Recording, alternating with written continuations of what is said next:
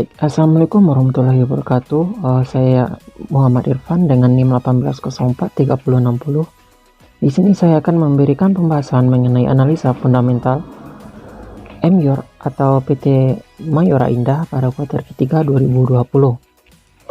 Pertama-tama mari kita lihat pada bisnis model pada MYOR atau PT Mayora Indah ini. Yang pertama yaitu pada kegiatan usahanya. Bergerak pada bidang usaha dan industri makanan, perdagangan, real estate, dan aktivitas keuangan dan asuransi. Dan yang kedua yaitu sumber income-nya yaitu penjualan. Dan yang ketiga segmen usaha atau marketnya itu yang pertama domestik, yaitu untuk keperluan dalam negeri, dan ekspor untuk keperluan di luar negeri. Dan untuk kasus hukumnya pada saat video ini dibuat bahwa saya tidak menemukan adanya kasus hukum. Yang kelima itu kepemilikan saham yang terdiri dari Unita Bronindo sebanyak 32,93%, Mayora sebanyak 26,14%, Jogi Hendra sebanyak 25,22%, dan masyarakat sebanyak 15,71%. Berikut produk-produk dari MYOR atau PT Mayora Indah tersebut.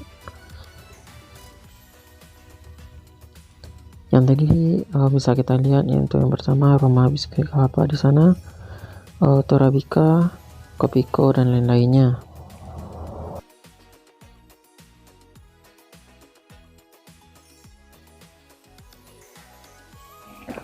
Selanjutnya mari kita lihat untuk yang pertama yaitu revenue-nya.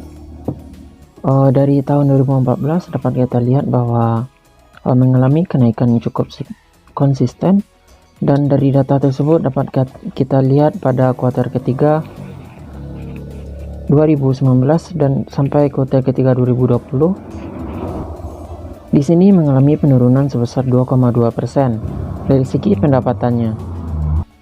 Dan jika kita asumsikan kalau kuartal keempat memiliki kinerja yang sama dengan kuartal ketiga, maka sampai akhir tahun untuk pendapatan MYOR ini mengalami penurunan sebesar 6,2%. Selanjutnya kita lihat dari segi net profit, di mana dari tahun 2014 sampai dengan tahun 2020 ini mengalami kenaikan yang konsisten pula dari segi net profitnya. Nah, jika kita bandingkan antara kuartal ketiga 2019 sampai dengan kuartal ketiga 2020 juga mengalami kenaikan sebesar 42,5%. Nah, jika kita asumsikan apabila kuartal keempat memiliki kinerja yang sama dengan kuartal ketiga, maka sampai akhir tahun untuk MYOR ini mengalami kenaikan sebesar 7,2%. Selanjutnya yaitu dari segi aset. Dari segi aset tersebut dapat kita lihat cukup konsisten mengalami kenaikan dari tahun 2014 sampai dengan tahun 2019,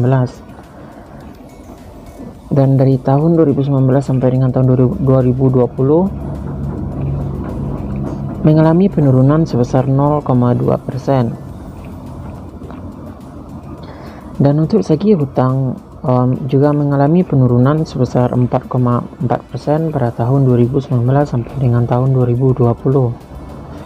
Selanjutnya dari segi modal, di sini MYOR mengalami kenaikan yang cukup konsisten dari tahun 2014 sampai dengan tahun 2020,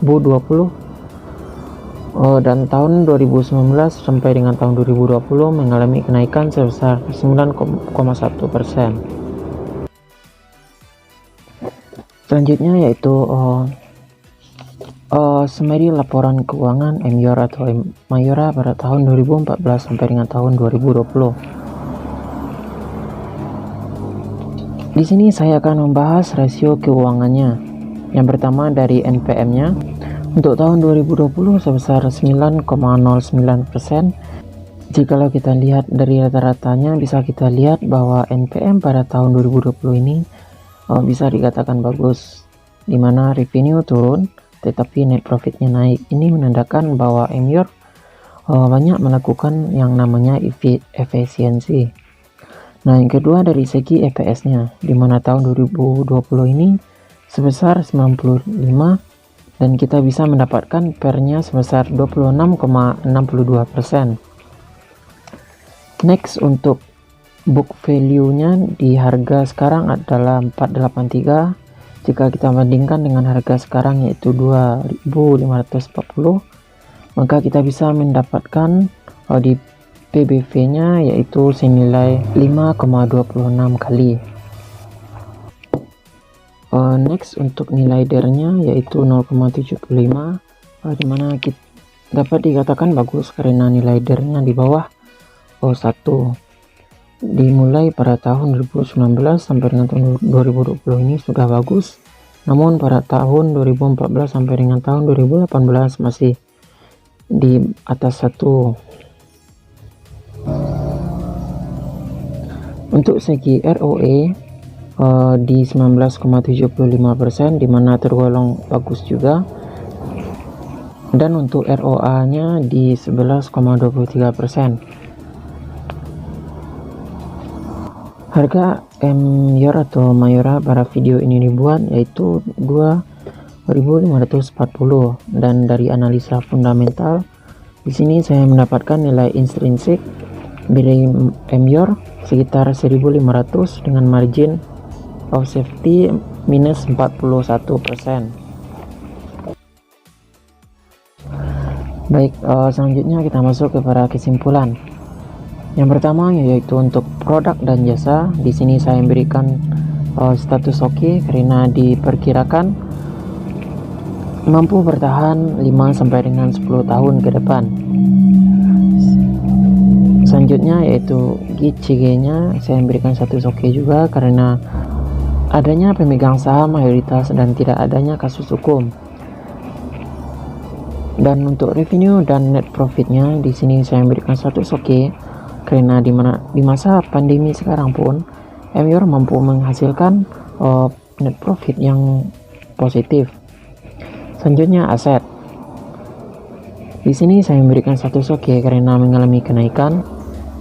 Selanjutnya liability. Di sini saya memberikan status oke karena ordernya di bawah 1, dan untuk book value saya memberikan status no karena harga jual sekarang di atas harga book value-nya. Untuk sektor saya memberikan status oke dikarenakan apabila liability-nya oke, maka untuk sektor pun saya memberikan status oke. Selanjutnya untuk ROE-nya di sini saya memberikan status oke dikarenakan di atas 9% atau 2 kali bunga depositonya. Untuk dividen saya memberikan status oke karena selama 5 tahun terakhir masih dikatakan royal dalam membagikan dividennya kepada investor.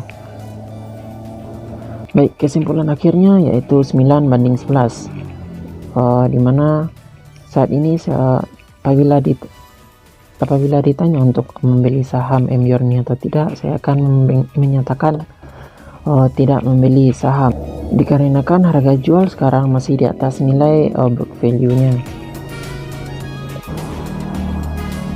Baik, sekian pembahasan dari analisis fundamental pada PT MYOR atau PT Mayora Indah pada kuartal ketiga tahun 2020. Terima kasih. Wassalamualaikum warahmatullahi wabarakatuh.